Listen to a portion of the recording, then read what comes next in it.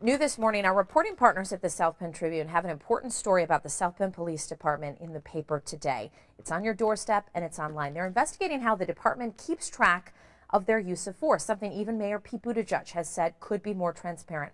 Journalist Kristen Scheckler joins us now to tell us what you need to know about this story. First of all, you guys have been trying for a very long time to get this information. Right. So for a little over the past month, we've basically been trying to get records on the police use of force here in South Bend, what types of force they're using in cases, why are they doing it in different cases, and then complaints that citizens are making, alleging misconduct by officers. You're running into roadblocks. What are those roadblocks? Well, basically, in some cases, the city won't release the records because they're considered, internal records or personnel records of employees, so they won't release information about complaints about specific officers. In other cases, they simply don't track the data yet. They don't really even know what types of force officers are using in many cases. Mayor Pete Buttigieg now saying that some of that information is going to be available.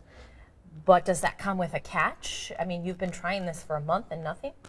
Right. So now the mayor says that the city is joining this White House Police Data Initiative, which basically President Obama has kind of laid out some guidelines to help cities know what types of data they should be releasing, and they're going to try to do that, the mayor says, by the end of the year. So they're going to be releasing data on use of force, basically the same types of data we've been looking for, and then citizen complaints about officers. You've been able to get your hands on some data showing that in 2014 there were 88 instances of use of force, 2015 79, 51 this year. But while we have those numbers, there is a lot that doesn't say.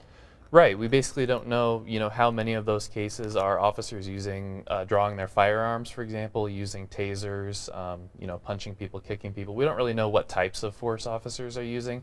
We also don't know that of the complaints that citizens are making, we don't know what the outcomes of those complaints are. We don't know how many of them the police are saying we're sustaining that, we agree that there was misconduct, or how many times they're not.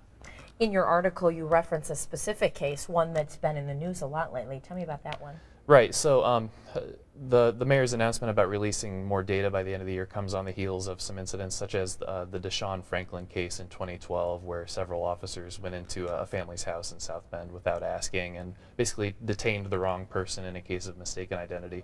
That case kind of came to the surface lately after the trial happened a couple months ago. And there have been some other cases involving some officers where some people in the community are saying they're frustrated and they don't think they are have all the information about how these officers are being disciplined or held accountable. Yeah, this is all very interesting stuff. Much more in your article on the South Bend Tribune, on people's doorsteps this morning, and of course online. That's where I've been looking at it. Very interesting stuff. Good digging, Christian. We really appreciate your work on this. Thanks, Christian. Thanks for having me. No problem. All right, time check.